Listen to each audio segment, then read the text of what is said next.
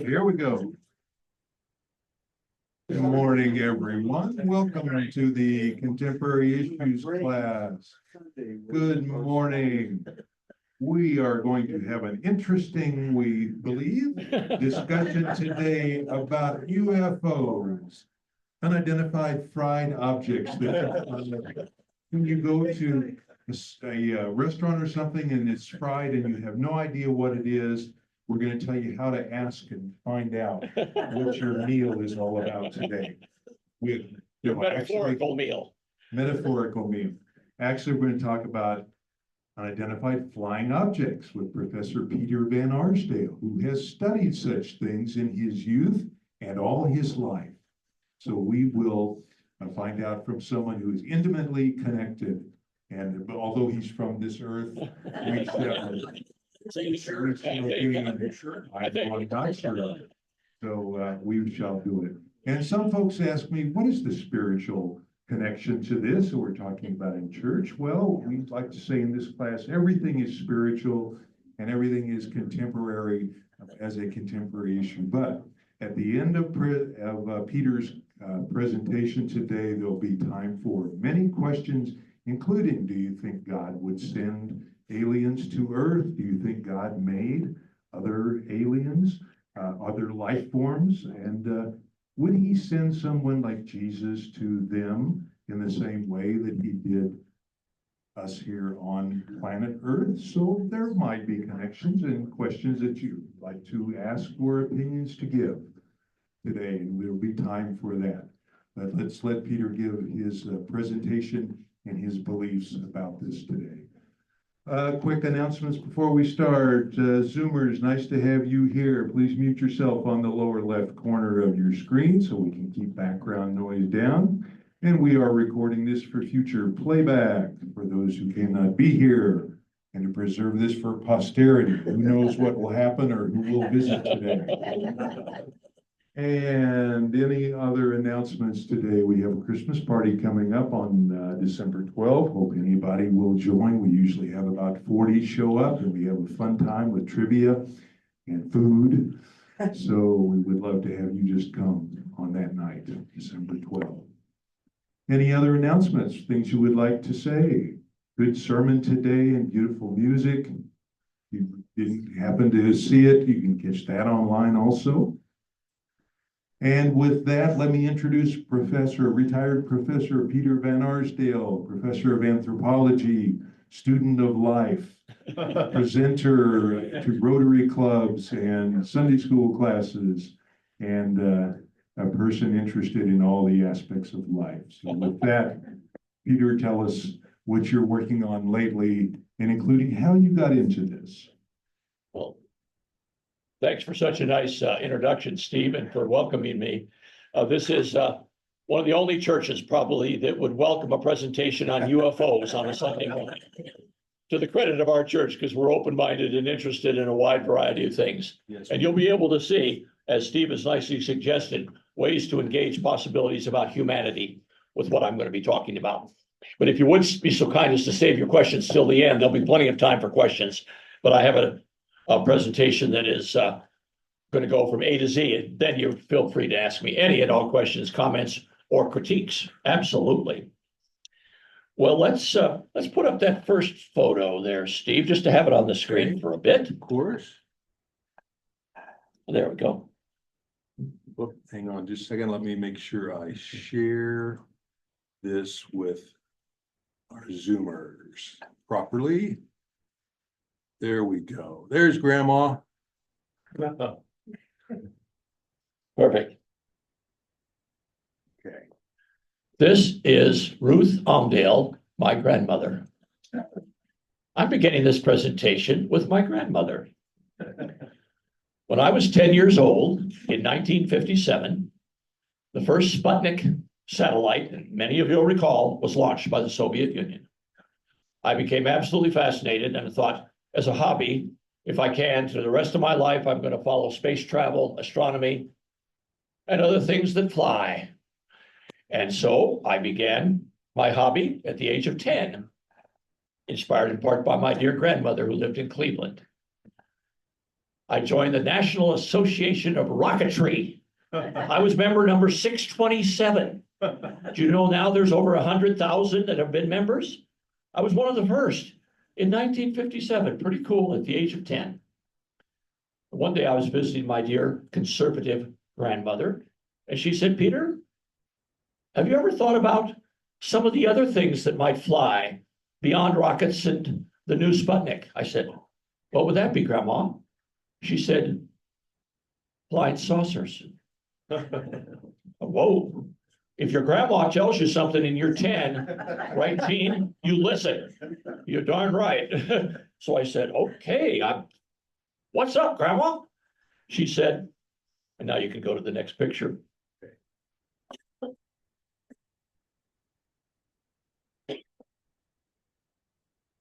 Can you get it so that the whole screen is up there? Steve, we're missing part of the.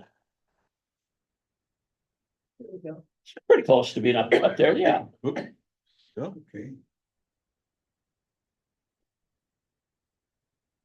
It's not in a PowerPoint. so Well, that's I'm good. doing Yeah, now you've got it. individually. That's perfect. Thank you.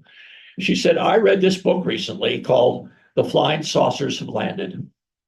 I thought, wow, this is my grandma. She said it was written in 1953 by George Adamski and Desmond Leslie. She said, I think it's amazing. They claim to have seen, at least George claims to have seen a flying saucer of some type land in the California desert and 2 humanoids get out. And he's written about it in this book, which, by the way, became a bestseller in many circles. She said, you should at least take a look at this. Well, I'd better. Now, spoiler alert, I don't believe there are aliens among us. I do not believe there are aliens among us. However, I can guarantee you the humans involved in all this are every bit as fascinating as any alien you can imagine. And I'm going to tell you about a lot of the humans because I've had the privilege of meeting many of them personally over the 60 years that I've been following this topic as a hobby. It's a fascinating hobby. My anthropology, which Steve nicely alluded to, gives me some cultural insights, I hope. The sociology, which I'm also interested in, gives me some networking and relationship insights, which are key to this field. And my psychology interests, I have a bachelor's degree in psychology, gives me an interest in attitudes and beliefs that people have. So when you combine cultural, networking, and belief-related interpretations, the field becomes absolutely fascinating and complex.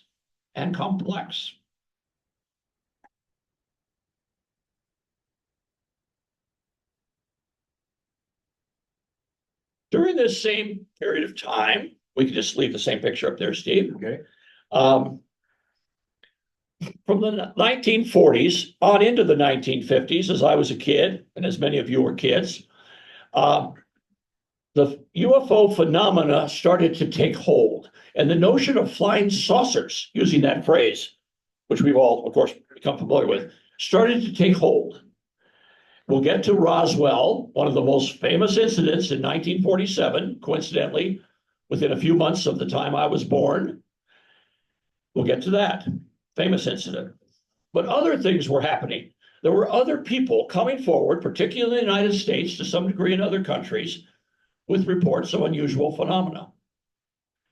I can guarantee you at least 1 or 2 people in this room have seen something in the sky during your lifetime that you couldn't easily explain. Well, that's fine because that happens. Many of us have seen things in the sky we can't fully explain. Now, triggering this interest was not the famous rock band that you've heard of, the Foo Fighters. No, not that rock band, but who they're named after. The Foo Fighters of World War II. And what were Foo Fighters? They were given the nickname by the members of the US 415th Air Squadron. These were phenomena usually described as gaseous balls, not too big, often green or fluorescent, that tailed along aircraft in both the Pacific and European theaters of war. Not every pilot, of course, would see it, but some pilots, for example, from the P-61 Black Widow, which is a propeller-driven plane, would report seeing what they nicknamed Foo Fighters. That's where that came from. Unusual glowing phenomena might be associated with St. Elmo's fire, which is another thing which has been seen on electromagnetically on the massive ships and all over the centuries. Who knows? But I can guarantee you there were enough reports of these glowing phenomena that tailed along with the aircraft to the left or right of the wings that there's some credence to something. Whoever knows what it was, I don't, and they don't, but they did do an investigation later. So with these kind of things happening, and various reports like the Roswell, which we'll get to, and several others like the Flying Saucers Have Landed book, which I mentioned, a kind of UFO community began developing in the United States, to some degree elsewhere, in places like France and England, Germany, but particularly in the United States. And what's we now call, and has continued to be over these many decades, 75 years, a UFO community exists. It exists of people who are interested. In one sense, I'm a member of it because I'm interested in scientifically in it. But many of the members, probably a majority, are people who have seen something or have had unexplained occurrences or have made reports to the government, usually getting no response in return. And so, in a sense, a kind of UFO subculture exists. There are many subcultures, and of course, that's why an anthropologist is interested. I'm interested in cultures of all sorts. And a UFO subculture would be fascinating, as it has beliefs, it has adherence, and it has sustainability through time. Wow. So there it is, and we have it. And we can critique it, of course, and you'll be hearing some of my critiques today, but it's fascinating. And when years ago, a Harvard professor, supposedly Harvard professors, when they say things, you know, it's supposed to be truth. Oh, yeah. Well, not always, but in any event, when a Harvard professor claimed some years ago that approximately 1 million people in the world had been abducted by aliens, people at least took notice, even if they didn't believe it. And believe me, I didn't believe it. So fascinating things. And my friends, another exciting thing, the UFO community has a special sort of sub-community in the San Luis Valley of Colorado, and there are 10 of you already nodding because you've heard of it. The San Luis Valley is an absolutely fascinating place. Of course, Kathy and I have spent many times there. I'm sure many of you have too. Lovely people, interesting people, many unusual people in places like Crestone and elsewhere. Oh, yeah. And so in that area, there have been a disproportionately large number of UFO reports and of other kinds of sightings, which I'll get to in a few minutes. So a kind of UFO subcommunity, and they even call Highway 17 near the little town of Hooper, the Cosmic Highway. The people live there. They say we live near Hooper, near the Cosmic Highway. Fascinating.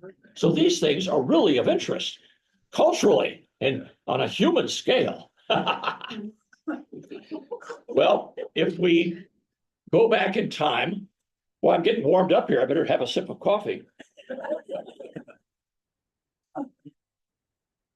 If we go back in time, lots of people have been interested in what could be out there beyond Earth. I'm going to tell you some of the most amazing that I've come across in my research. The first, and some of you will recall it, in 2017, an extra solar object, meaning an object not of this solar system, came through. It was given the name Oumuamua, O-U-M-U-A-M-U-A.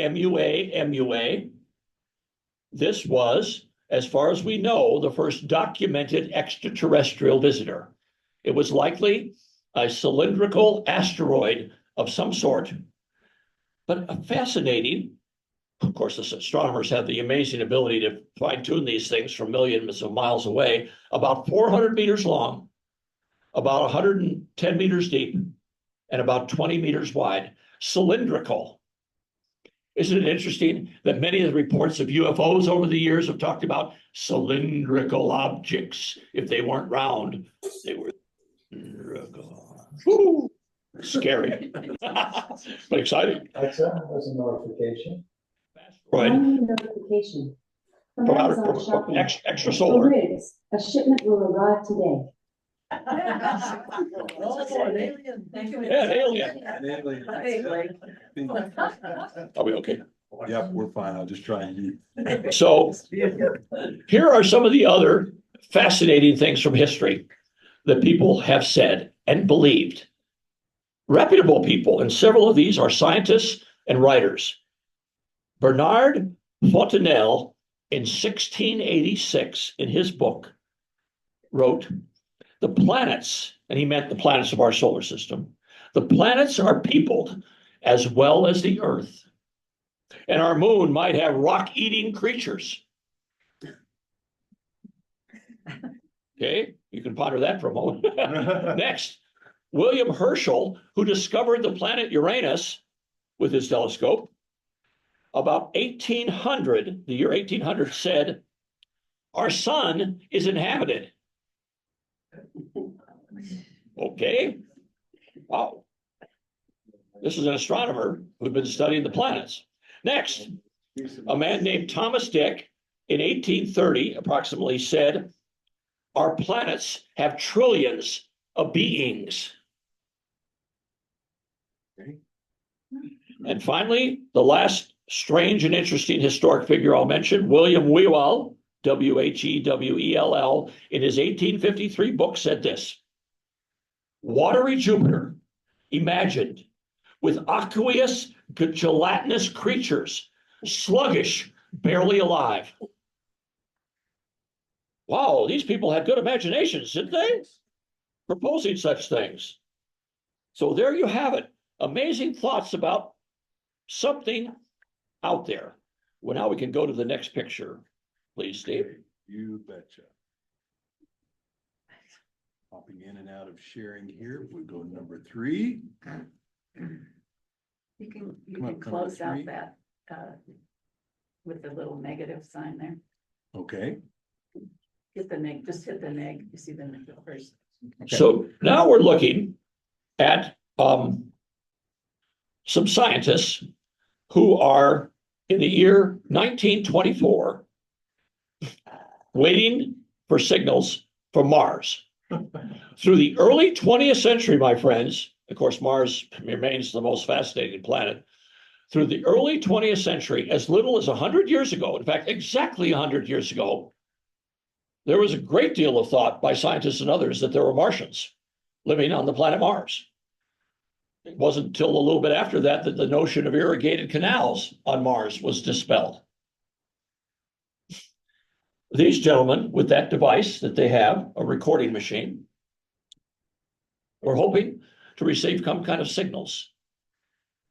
In 1924, at a certain time in August, Mars was at close opposition to Earth. The closest it ever gets is about 34 million miles. And that's about how close it was. And as one astronomer said, "Get ready with your telescope. Now's your chance to view the snow caps and the canals."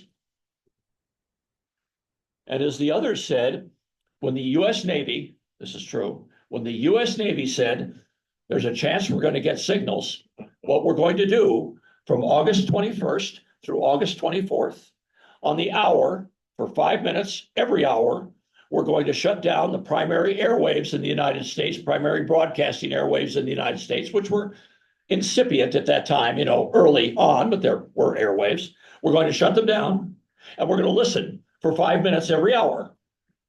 Listen with a radio, primitive radio that they had, to see if signals come in. Isn't that something? Yeah. Whoa. Guess what? Signals did come in of a sort. Next picture, please. Okay.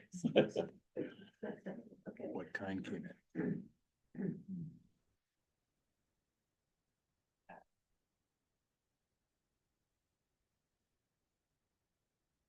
That's it. Sorry, I'm slow on the uptake. Okay. So these ticks and dots that you see were recorded by Jenkins and his buddies in that period of time in 1924 in August. And to again show you the interest of the human imagination, some people looked at these and looked at those patterns, or whatever they were. We don't know actually what transmitted the signals, and they certainly didn't come from Martians. But some people said, I think I see the outline of a human face or a humanoid face in amongst those patterns at the top. So human imagination is so fascinating in this whole field. It's absolutely striking. 100 years later, Mars is still the most interesting, extra beyond the moon, the most interesting thing out there. You can see why, from at least this time and even before.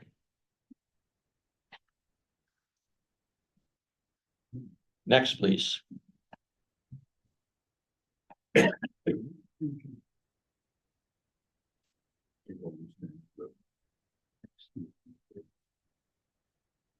That one right there. There's a couple. There's a couple of those creatures. This is from a cartoon, believe it or not, in 1920. Isn't that terrific? So even then, of course, people were lighthearted and thinking about these things and having fun with the notions of aliens. So that's one of my favorite early cartoons. Hello, Earth, 1920. Okay, next, please.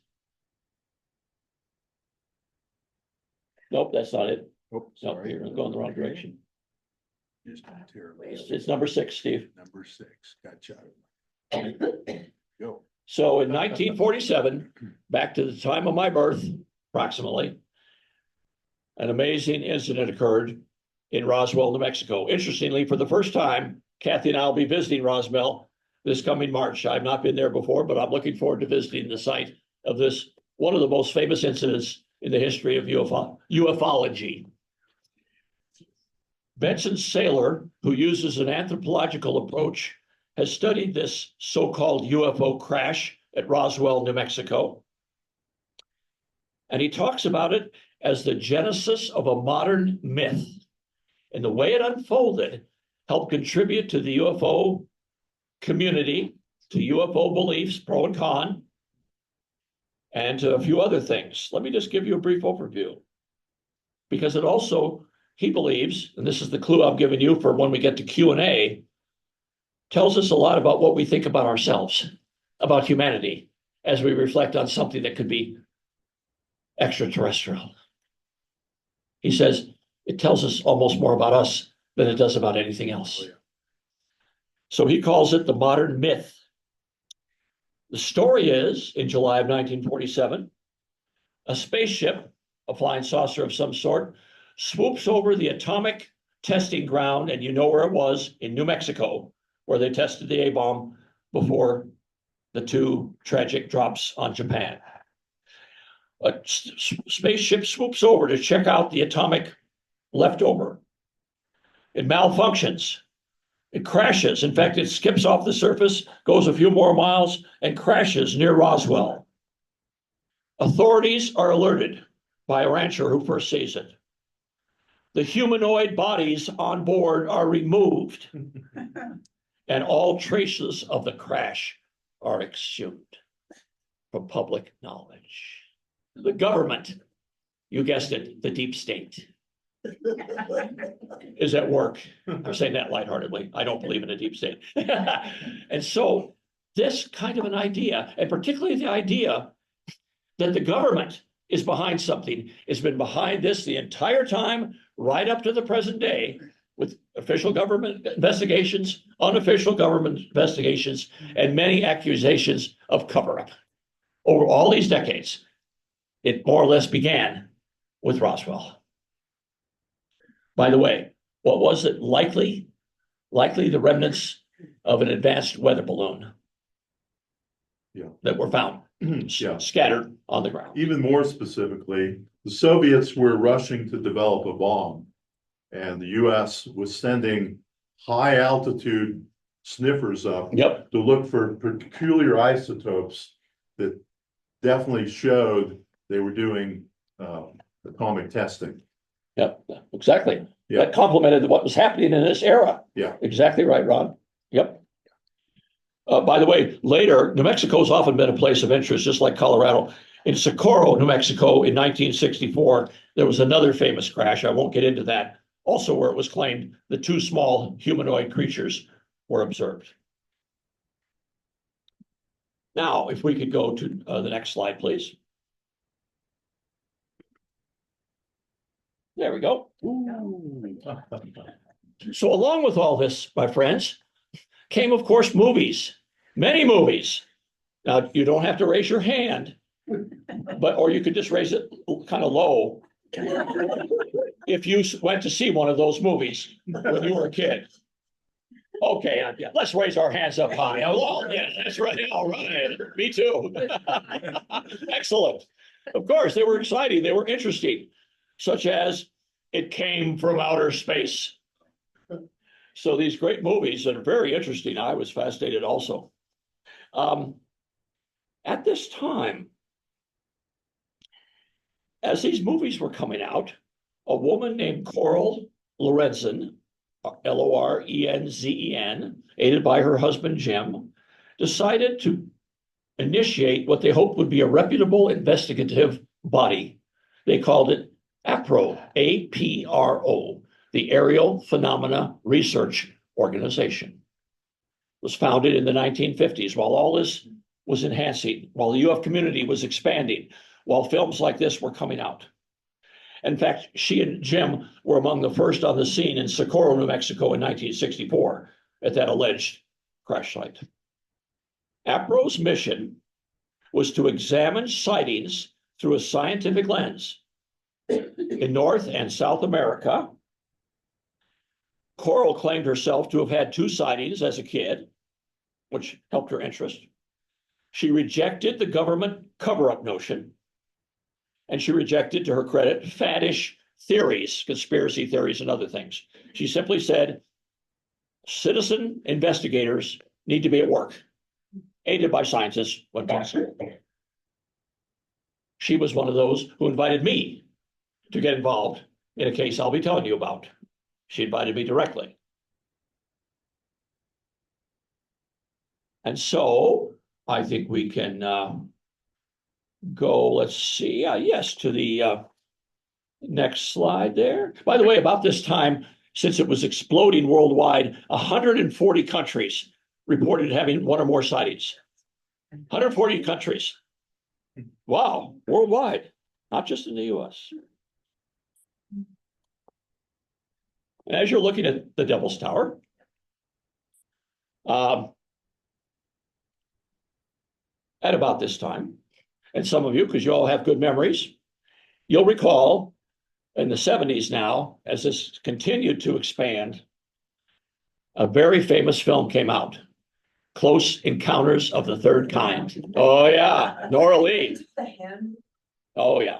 You love that film, right, Nora Lee? Absolutely. That was a really gripping film. Filmed near the Devil's Tower in Wyoming. And we'll talk more about why that's important here. Because just before then, a few years just before, a very gripping book, different than that first book that my grandma loved, a different book, written seemingly more scientifically and from a psychosocial perspective, was written. It was called The Interrupted Journey, published in 1967. And it was an account of the first major purported abduction of people by a UFO that seemed to have, in some sense, some gravitas, some weight, some possible truth, at least in the beliefs of the people who claimed to have been abducted. These were Betty and Barney Hill of New Hampshire. This book was a bestseller, The Interrupted Journey by John Fuller. So the night of September 19th, back in 1961, they claimed to have seen a strange craft while they were out in the night driving. They claimed to have had some sort of encounter with humanoids or aliens, fuzzy as it was in their memories. They claimed to have lost their memories later and finally found themselves back at home some hours later in their bedroom wondering what had happened. They said a strange beeping sound had filled their car. I mean, all these amazing, interesting, seemingly unbelievable reports, except for one thing. They were so troubled, they didn't appear to be charlatans. They were so troubled that they began seeking psychiatric care. Very troubled people. They didn't want to talk about it initially, but then they did, and felt that something truly had happened of this sort. When Barney was hypnotized, and you're going to hear more about hypnotism in a moment, he was weeping and writhing while hypnotized and discussing what he believed to have taken place. So that in particular triggered still more interest in the psychosocial side of things.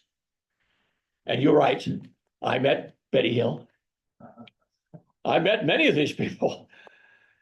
And I will tell you, I met her several years later at a professional conference on extraterrestrial possibilities. I thought she was very pleasant. I thought she was very gullible and very sincere. Pleasant, gullible, and sincere. That was my brief interpretation, having had a very nice chat with her, and she was extremely pleasant.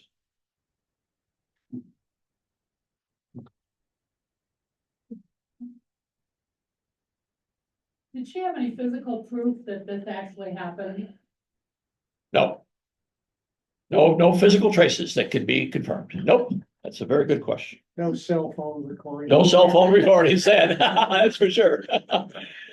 Well, as we look at the Devil's Tower some more, and you think of those, many of you who saw Close Encounters of the Third Kind, I also met J. Allen Hynek, Hynek, the astronomer, who'd been involved increasingly since the 1950s with what became called the United States Air Force's Project Blue Book investigation of aerial phenomena. He was one of the early astronomers, very reputable, from Ohio, who got involved. He was at first a skeptic. He became more interested, we'll say, not so sure just what was happening, but interested in the possibilities of something happening as the years went on. And as that film made, by the way, he has a cameo role in the film. Yeah, shortly after they make contact with the aliens in the film, those of you who saw it, he's standing there as one of the scientists, mouth agape, looking at the aliens that they're encountering. That's J. Allen Hynek. I had a lovely dinner with him in Boulder, Colorado. We discussed these things. He's a lovely man. He's deceased now. But with Project Blue Book, as that unfolded from the 1950s, he is one of many people involved, into the 1960s under Air Force auspices. It moved to the University of Colorado at Boulder by good coincidence, the main investigative headquarters, so that scientists at Boulder, everything from physicists to psychologists, could get involved. As an undergraduate at the time in 1968, and with this ongoing interest I'd had since a younger kid, I approached one of the scientists, David Saunders, a psychologist, and said, Dr. Saunders, I'm very interested in this. I take a scientific perspective on things. I'm interested in psychology and anthropology. Do you need a student assistant? He says, as a matter of fact, I do. So I became an official member of the U.S. Air Force Project Blue Book investigative team.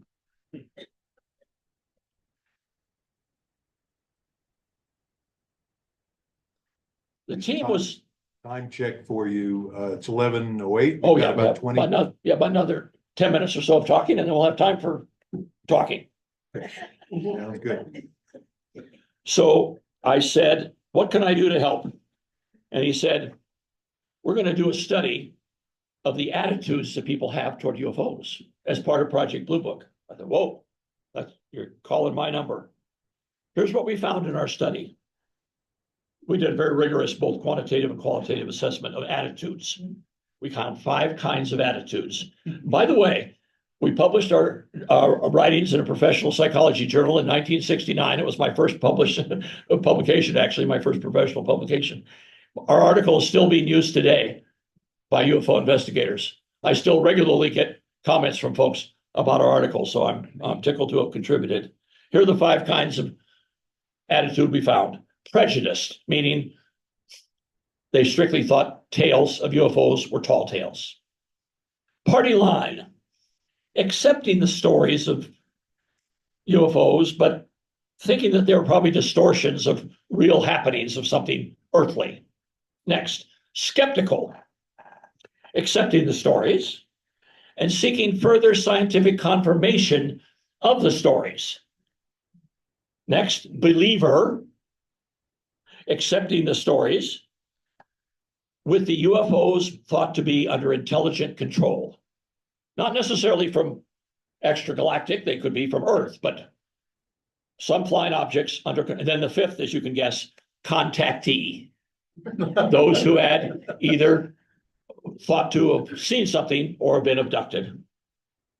Those 5 kinds have gone on, I'm delighted to say, to help the scientific community over these many years. Okay, next slide, my friend. There you go. So with a person that Jim Bartsch knew well, Professor Leo Sprinkle of the University of Wyoming, delighted that Jim told me this last week when we chatted, and who wrote this book. I'm leaving this book with you to take a review of. Jim, you're going to enjoy the book about the writings and letters of his career. He's now deceased. I'm going to give this to you today to take a look at. Feel free to borrow it from me. With Professor Leo Sprinkle of Wyoming, a psychologist, Peter Van Arsdale, an anthropologist, and John Duras, physicist, we were invited by APRO, that group I told you about, to investigate a case that had gained national attention. It came to be called the Clearview case of the Black Forest of Colorado. As Kathy well knows, and Kathy knows exactly all the details because she lived through this with me, this investigation. In the late 1970s and on into the early 1980s. It was very challenging. It was difficult work. We went out to the field. We interviewed people. I still don't, because I promised the people that I never tell anyone exactly where it occurred. I've never told anybody. You always keep a promise if you're a scientist or if you're a Methodist. You always keep your promise. So all I can tell you was it was in the Black Forest of Colorado. That's as close as I'm going to tell you. What allegedly happened there? It looks like an elk herd that had diarrhea. Well, a little more exciting. The people there, under the leadership of a particular person, claimed that a UFO had landed right there in the winter at that spot. The radiation of the disk had irradiated the soil in a way that the snow would not stick, and in fact would not stick for 5 years because they went back a time and again and again. Okay, so first interesting possibility. Next picture, please, at the same site. There you go. This will be one of the strangest creatures you've ever seen. We hypnotized Professor Sprinkle, as Jim Bartsch well knows, was an expert hypnotist. We hypnotized the leader of this small group. And we said, what did you see? And this, our sketch artist drew what he had described under hypnosis. He called it a skinum. And he said, that's what I think I saw out here in the Black Forest. Well, if you've ever want to picture an alien, there's your alien from his thought. Now, my friends, hypnosis has a misnomer. If you've ever heard that if you're under hypnosis, you tell the truth, that's not exactly correct. If you're under hypnosis, you tell the truth in what you believe. It doesn't have to be the reality of the world. It can be what you're thinking or believing, and that's the case here. Yeah. He was believing in this strange creature. And now the next creature, Steve, on the next slide, he said, well, while we're at it, I believe that there's Bigfoot out there as well. So we have saucers, aliens, and Bigfoot in a case that gained national attention through APRO because they were publishing and we were giving a scientific analysis of it. We never claimed that there were really aliens. And in this, again, Kathy has heard all these stories. She's such a good listener to all my stories. She's heard them all at least 12 times. But for you folks, this will be the first time you've heard it. You remember seeing that film? Build it and they shall come, the baseball field out in the middle of the Iowa. Oh yeah, that's it, the Field of Dreams, that's it. And the players come out of the corn. I was in a cornfield investigating a clue that someone said, if you're out there, this particular was 6 feet tall of corn. If you're out there, you might find a clue about this. Okay, I went out, I'm a scientist. I went out to the cornfield where they asked me to go.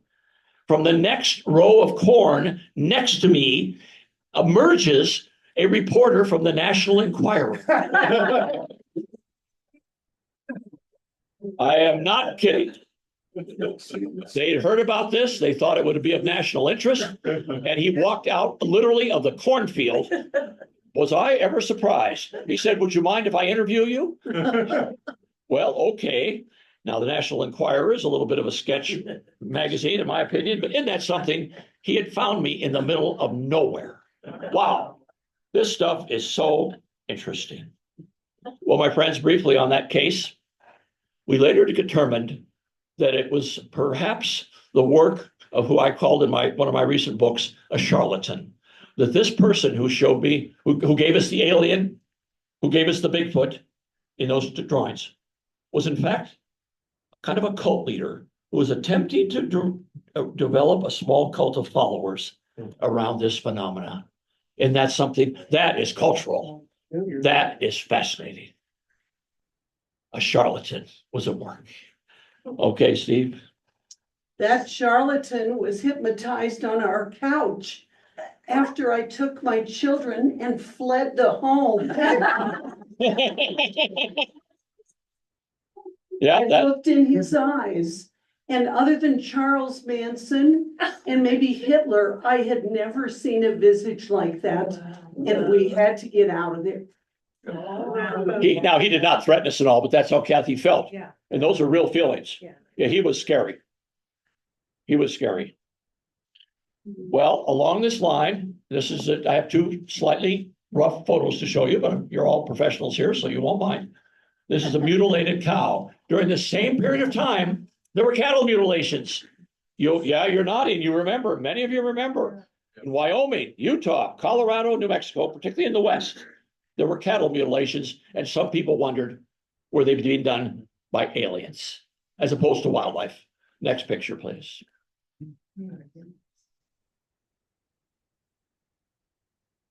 That one. And that is Snippy the horse. No flesh on the head or neck, all the flesh on the body, as you see. This Snippy incident occurred, you guessed it, in the San Luis Valley. I told you we'd come back to the San Luis Valley. And Snippy was found near the King Ranch on October 5th, 1967.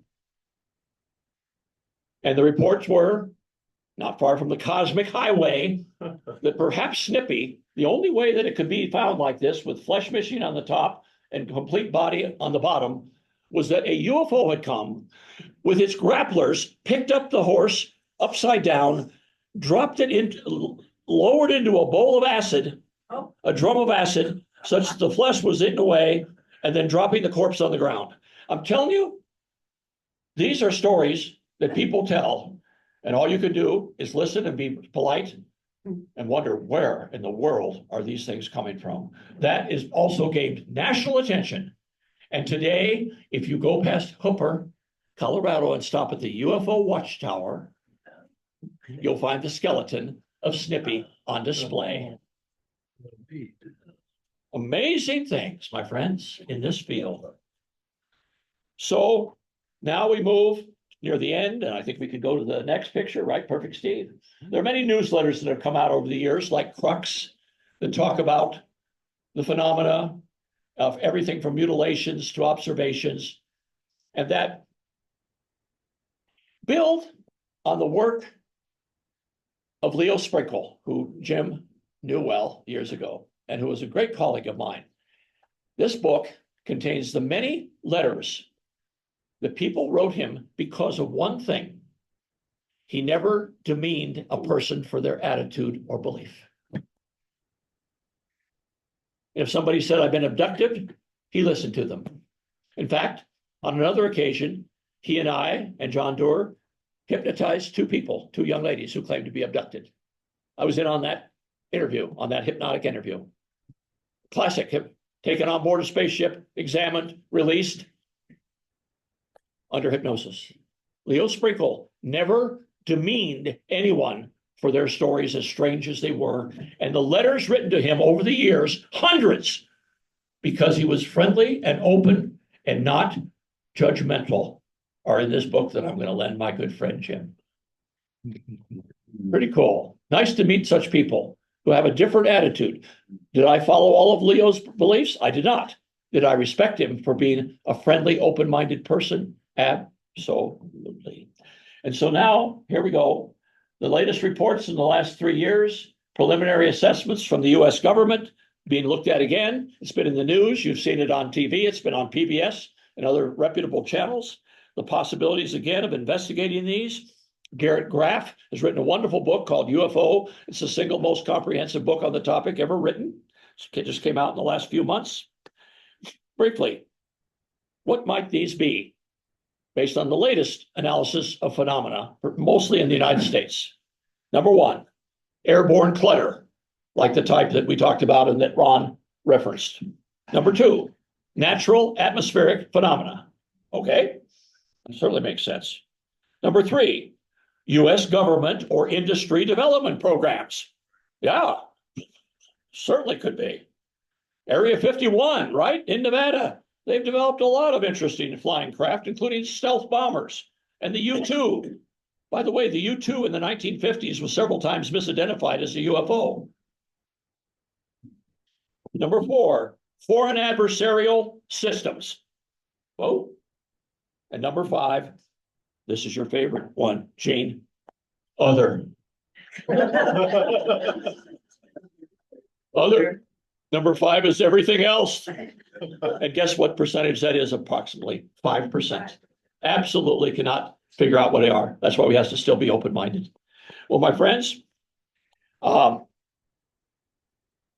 we have time for questions, comments. I hope that you've enjoyed what I've had to say. Douglas Vakuch, who just wrote an article in the New York Times just this past week, said, we've got to be open. Maybe we should be sending more signals out with the hope that maybe we'll get some signals back. Okay, that's been done before. It was done as early as the 1970s from the Arecibo radio telescope, which Kathy and I visited in Puerto Rico. Signals were sent out. But I have to tell you one last thing before we open it about the distances evolved. The nearest star to Earth is Proxima Centauri. It is 4.5 light years away. That's the nearest star. That is 26 trillion miles. If a spacecraft, and the fastest we've ever had, went 25,000 miles an hour, it was an Apollo on the way to the moon. That was the maximum speed an Apollo craft gained in the late 60s and early 70s, 25,000 miles an hour. If that craft continued at that speed to get to the nearest star, it would take 30,000 years to the nearest star at that speed.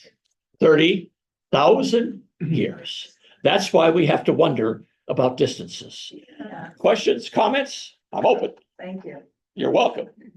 Gail. Yeah, Gail. So Peter, that couple in New Hampshire, Yes. did anybody check out what they had eaten and if they had eaten bad rye? Oh, I'm familiar with the bad rye hypothesis, and no, they were not involved in any strange nutritional supplements. Just strange encounters. Yeah, good question, Gail. Other comments, questions, critiques? Frank? You mentioned, this extra solar item. How Yes. fast is it traveling? I don't remember the exact speed. It was, I think, several 100,000 miles an hour, Frank, coming from extrasolar, and then it went several million miles from Earth, and then kind of looped around the sun, and then left our solar system. Yeah, Thank you. that was very interesting phenomenon. Yeah. 2 comments. 40 years ago, I sat up all night with a young man coming off of drugs in Oak Ridge, Tennessee. And he sincerely believed that he had written all these popular hit songs and that other forces or maybe even aliens had come into his brain and stolen those songs and made hits out of them. And yeah, There you so go. there's a key sake of a psychological. Absolutely. Yeah. He truly believed it.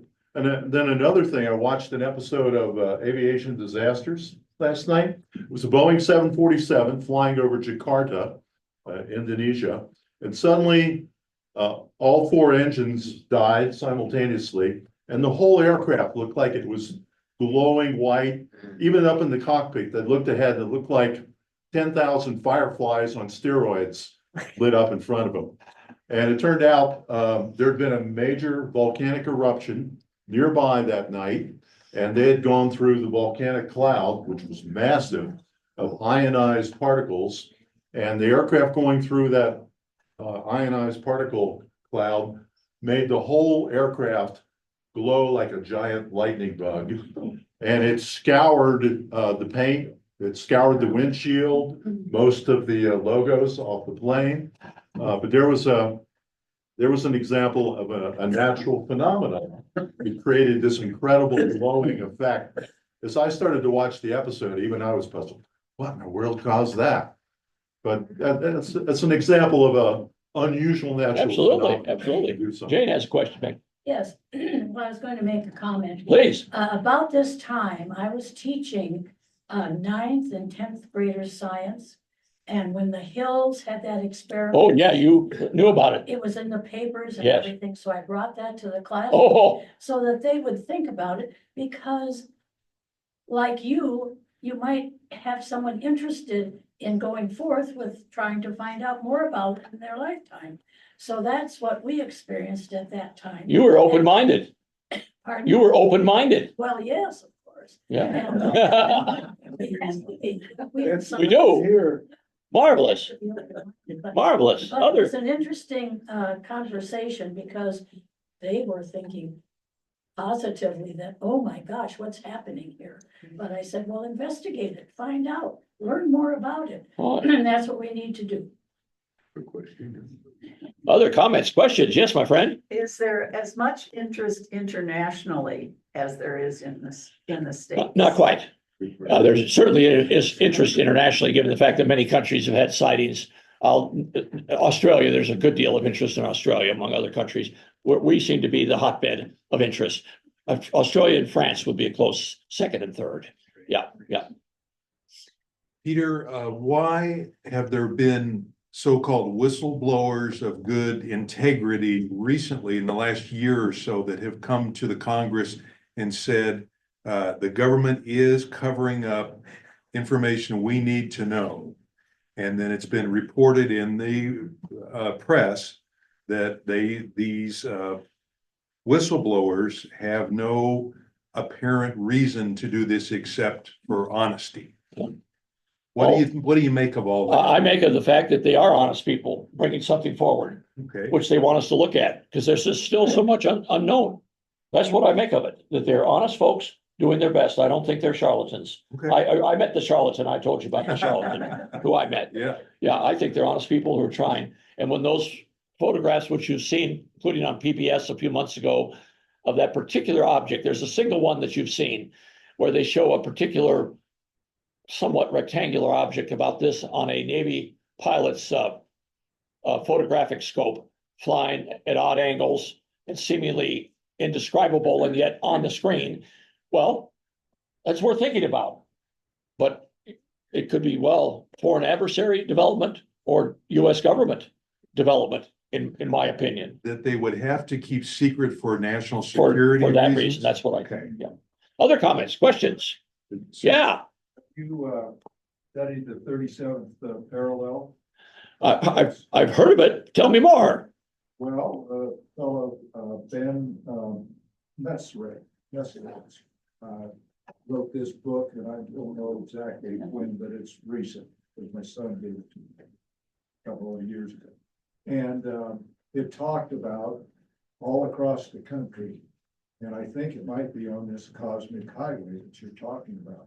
So from one end of the country to the another across the United States where it goes and down near Roswell. All these sightings have been taken and a lot of these mutilations and that sort of stuff. Yeah, because the San Luis Valley isn't far from the 37th parallel. Yeah. And this was a lot about a gentleman that went camping every weekend and studied and had all these accounts. So I wondered. Oh, yeah. I've heard of it. I'm not an expert on the 37th parallel, but I will say, back to San Luis Valley, I didn't mention this to you. I also met the person who had owned Snippy the horse years later. I also met and interviewed that person who was absolutely not sure what had happened, but absolutely sincere in my opinion, and in no way seeking publicity or a charlatan. He just owned this horse and something really strange happened to it. So the 37th parallel might further be worth investigation, right, Terry? Look it up. We've got just a couple minutes Yeah, left. Alan. Jump in, Alan. Your years of experience, researching this, have you, had the opportunity to interview the pilots, the military? Yes. And what are their, what percentage of the military evidence have they, found a cause for Yeah, explanation? I certainly don't know the percentage, Alan, but I have had the pleasure of interviewing a pilot for Western Airlines, defunct now, Western Airlines, who saw UFOs and reported them to me. And I had the pleasure of interviewing Harrison Schmitt, the last man to walk on the moon. You recall the many moonwalkers, there were 12. He was the 12th. He and I were on a panel together in New Mexico about extraterrestrial possibilities. What was his thought? His thought was that whether they're aliens here now, his thought was, and he's still alive, by the way, he's one of the last remaining Apollo astronauts. Harrison, his nickname is Jack Schmitt in New Mexico. He became a senator, by the way. And he said, Alan, as a military person and as a astronaut, that he felt there most definitely were extraterrestrials, but they maybe just hadn't visited us yet. So those are a couple of the interesting people with military ties that I interviewed. Well, Thank you. It's 11:30. Thank you so much. Fun discussion. Peter, thank you. Next week, Cindy Click, our youth director, is going to be here with a couple of teenagers so we can ask them about life today as a teenager, what they think about church, faith, politics, and we will learn what the young people are thinking. Thanks for being here today. Hope to see you next week. Bye-bye.